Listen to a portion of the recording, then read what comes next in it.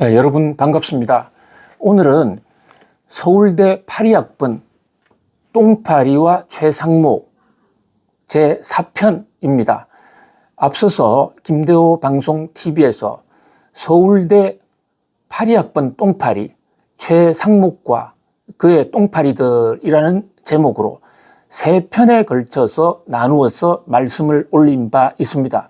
자, 오늘 이 제4편 최상목의 뇌물죄 고발 사건, 이 대목을 들으시기 전에 서울대 똥파리 1, 2, 3편을 듣고 오시면 훨씬 더 방송에 이해하는 데 도움이 될 것으로 보입니다. 자, 우선 간략하게 지나간 방송의 골자를 말씀을 올리면요. 자, 지금 한국 사회는 서울대 똥파리들이 상당한 영향력을 행사하고 있다. 이런 얘기인데요. 자, 똥파리 그러면 화장실에도 많이 기어다니고 뭐 아무데나 볼 수 있다. 이런 뜻으로 흔하다는 뜻으로 우리 국어사전에도 예문이 올라와 있습니다. 자, 서울대 하면 흔하지 않잖아요. 서울대 입학하기 굉장히 어렵습니다.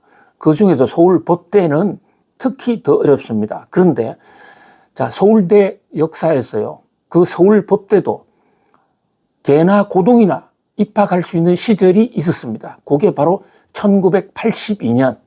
그래서 아무나 갈 수도 있었다 하는 면에서 파리학번 똥파리라는 얘기가 나오는 것입니다. 자, 파리학번들이 입학할 때요. 당시에 거의 대부분 학과가 정원 미달이었습니다.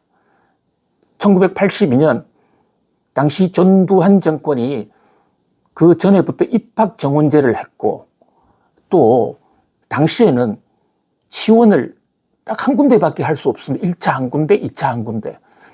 요즘처럼 여러 군데 복수 지원을 하면 정원 미달이 나오지 않겠죠. 자, 그리고 먼저 수능 성적, 당시는 예비고사라고 그랬는데요. 그 수능 성적표 먼저 주고 시험을 치다 보니까 서울대에 좀 떨어서 지원하지 못한 사람들이 많았죠. 그 전까지만 해도 본고사가 있었거든요. 그 본고사가 있으면 본고사에서 내가 성적을 많이 해보겠다. 이런 식의 자신감을 가질 수가 있었는데 먼저 수능 성적이 나오다 보니까 자기 성적을 보고 조금씩 하향 지원을 한 겁니다. 그래서 중위권 대학은 경쟁률이 박이 터졌지만 상위권 대학, 이른바 서울대, 고려대, 연세대들은 정원 미달 속출입니다. 그러니까 똥파리는 서울대뿐만 아니고 파리학번들은 고려대, 연세대, 이른바 스카이 대학들도 똥파리 우글우글 이렇게 보셔도 크게 과언이 아닙니다. 또 파리학번들은 입학 정원을 전두환 정부가 대폭 늘렸습니다. 30% 더 뽑았습니다. 자, 이 당시에 전두환 정부는 대학이 공부하는 대학이 돼야 된다. 입학만 하면 무조건 졸업하는 이런 상태에서는 데모밖에 할 수 없다. 그래서 입학은 쉽게, 졸업은 어렵게 한다는 취지로 30%를 더 뽑았어요. 그러다 보니까 그 선배들, 파리학번 이전보다도 만약에 정상적으로 시험을 쳤다 하더라도 훨씬 파리학번은 서울대, 고려대, 연세대 훨씬 더 쉽게 입학할 수가 있었겠죠.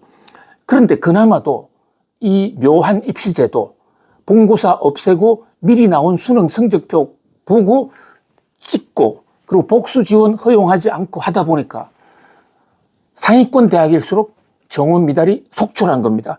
그래서 서울대 법대의 카트라인, 차마 얘기할 수 없습니다. 전국 최저 수준으로 떨어졌습니다. 그러니까 카트라인 없었던 것이죠. 지원만 하면 누구나 들어가서 카트라인 제로인 거죠. 물론 서울대 법대를 지나간 많은 수의 학생들은 우수하고 전국적으로 세계 천재들이었을 것입니다. 그러나 적어도 입학하는 조건에서의 카트라인은 개나 고동이나 똥파리나 다 들어갔다. 그 다음에 들어간 그 학생들이요. 그렇다면 입학 졸업 정원제의 취지대로 몇 사람 좀 졸업을 못 해야 될 거 아닙니까? 그런데 우리나라 대학은 한 번 들어가면 그때나 지금이나 졸업 못하는 사람이 없습니다. 자퇴하는 사람이 있어도 학점 나빠서 졸업 못하는 사람은 없습니다. 그러다 보니까 똥파리들 다 졸업해서 그래서 옥석이 구분이 안 된다.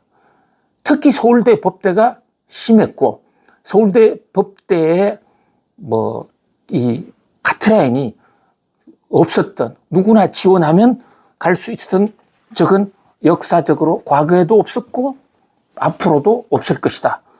지금은 서울대 법대가 아예 없어졌기 때문에 뭐 더욱더 없겠죠. 어쨌든 그러다 보니까 이 똥파리의 가장 큰 특징은 숫자가 많다는 겁니다. 그러니까 서울대 법대 인원이 뭐 왕창 늘어났습니다. 그래서 화장실 가도 서울대 8위학번, 강의실에도 8위학번, 술집에도 8위학번. 그러니까 선배들이 이것들 똥파리 아니냐? 이제 이렇게 부르게 된 것인데, 이 똥파리들은 복도 많습니다. 전두환 정부가 또는 그 이후에 노태우 정부가 사법시험 합격자들을 대폭 늘려요. 그러니까 서울대 법대 입학한 사람들 중에서 일부 진짜 뭐 학력 미달자들을 빼고는 거의 대부분 다 합격해버리는 거죠. 그래서 법조계에 엄청난 숫자가 들어오게 됐고, 행정고시, 그뿐만 아니라 우리 사회 곳곳에 8위학번들이 다 지금 장학을 하고 있는 것입니다. 자, 8위학번 명단, 뭐 상당수는 이미 1, 2, 3편에서 말씀을 올렸지만 다음 5편, 6편에서는 빠진 사람도 속속이 말씀드리겠습니다. 한여름 LG그룹에요. 지금 수석 부회장으로 하고 있는 분 있죠. 그 권모 씨였습니다. 그분도, 이분은 똥파리, 서울대 8위학번 똥파리는 똥파리인데 이분은 또 공대 똥파리예요. 그 똥파리가 법대에만 있는 거 아닌데 워낙 유명한 서울법대였기 때문에 똥파리 대명사가 서울법대 똥파리다 이렇게 된 것입니다. 자, 그런데 이 최상목 현재 부총리 겸 또 한때 대통령 권한대행을 맡기도 했던 이분이 고발을 당했어요. 아주 충격적인 얘기입니다. 자, 486억 원을 뇌물죄 고발입니다. 고발을 한 사람은 전 검찰청 중앙지검장 출신 이성윤 등 국회의원들입니다.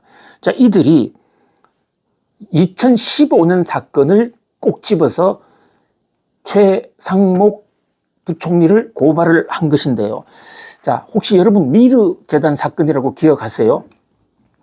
박근혜 대통령을 탄핵으로 몰고 갔던 사건, 그 대통령 탄핵에 도화선이 됐던 그 사건이라는 게 안종범이란 청와대 경제수석이 정경련에 압력을 가해서 30개 재벌, 뭐 여기는 삼성, SK, 현대차, LG, 뭐 롯데, 우리나라에 내도라는 기업들이 다 들어가 있는데 이 재벌들한테 돈을 할당을 해가지고 486억 원을 출연받게 했는데 이게 강압에 의해서다 해서 이것이 뇌물죄로서 안종범 씨가 구속이 됐고 대법원에서 확정 판결을 받았어요. 그런데 국회의원 이성윤 씨의 주장에 따르면 그 판결문을 보니까 그 안에 무려 이 최상목 그 부총리가 당시에 직접적으로 행동대장, 그러니까 재벌들로 돈을 갈취하는데 행동대장을 했다라고 할 만한 그 안종범 판결문에 최상목 이름이 구체적으로 또 그 상황이 등장한다. 심지어 정경련 관계자들, 이를테면 이용우 정경련 사회본부장이라는 분이 있는데 이분은 법정에서 바로 최상목 당시 그 청와대 비서였거든요. 비서가 돈 내라고 압력 가했고 빨리 안 한다고 짜증까지 냈다라고 법정 증언을 하기도 했습니다. 자, 그런데 당시에 국정농단 사건 관련해가지고 수사한 검사가 윤석열 등입니다. 근데 윤석열 당시 검사가 안종범은 기소를 하고 최상목은 기소를 하지 않았어요. 우리나라는 검찰의 기소 독점주의 엄격하지 않습니까? 검사가 기소만 하지 않으면 재판도 안 하고 처벌도 안 받습니다. 그런데 이성윤 전 중앙지검장 검사 출신으로서 지금 국회의원을 하고 있는 이 이성윤 의원이 조사를 해보니까 공소시효가, 검사가 기소를 할 수 있는 시효가 아직도 많이 남아있다. 그렇다면 사건을 인지한 검찰은 이것을 수사해야 된다. 그런데 이 공직자니까 공수처에다가 특정범죄가중처벌법의 뇌물죄와 공갈죄, 또 특정경제가중처벌법에 관한 뇌물죄와 공갈죄 혐의로 정식으로 고발을 해버렸네요. 그러다 보니까 일단 고발이 접수가 되면 공수처는 수사할 수밖에 없는 상황이거든요. 자, 최상목이라는 분은 현재 부총리이기도 하고 또 이분이 대통령 권한 대행을 하기도 하지 않았습니까? 우리나라의 사실상의 뭐 한때 최고 1인자라고도 볼 수 있는 분입니다. 그렇다 보니까 세간에서는 서울대 똥파리들의 몰락이라는 얘기까지 지금 나오고 있는 상황인데요.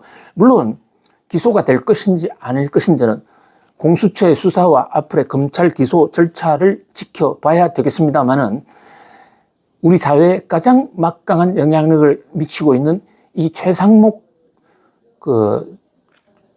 부총리의 고발은 똥파리들의 한 면을 보여줄 수 있는 그런 점에서 여러 가지를 많이 생각하게 하고 있습니다. 최상목 부총리는요, 똥파리 중에 대명사, 왕똥파리거든요. 무슨 말씀이냐면 그 파리학번 서울법대 입학을 할 때 원희룡이라는 분이 수석 입학을 했습니다. 수석 입학이라는 것은 당시 입학할 때 예비고사가 1등이었다는 얘기죠. 그런데 입학수석은 뭐 한 번의 시험으로 결정되지 않습니까? 근데 입학수석보다도 훨씬 더 의미가 있는 수석은 사실 졸업수석이죠. 졸업은 모든 학점에서 가장 베스트 학점을 받아야 되니까요. 그 졸업수석에서 1등을 한 분이 바로 최상목이라는 분이거든요. 그런 점에서 최상목은 서울대 똥파리들의 대명사다. 이렇게도 볼 수가 있습니다. 또 최상목 부총리는 고등학교도 평준화된 학교의 오산고등학교 출신입니다. 원희룡이라는 분은 이 제주도에서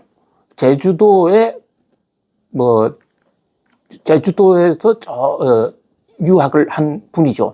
어쨌든 지금 이 원희룡 장관도 양평 고속도로 문제로 해서 여러 가지 구설수에 올라노리고 있는데 최상목 부총리마저 이렇게 공수처의 수사를 받게 되면 그 똥파리들이 또 한 번 주목을 받게 되지 않겠는가. 뭐 사람이 많다 보면 좋은 일도 많이 연루될 수 있고 나쁜 일도 연루가 될 수 있겠습니다만은 그러나 486억 원의 이 뇌물죄, 공갈죄 고발 사건은 그 파장이 결코 간단치 않을 것으로 보입니다. 자, 서울대 똥파리, 파리학번 똥파리 사건은 계속 이어가겠습니다. 오늘은 서울대 파리학번 똥파리 제4편 최상목 486원 뇌물죄 고발을 주제로 말씀 올렸습니다. 감사합니다.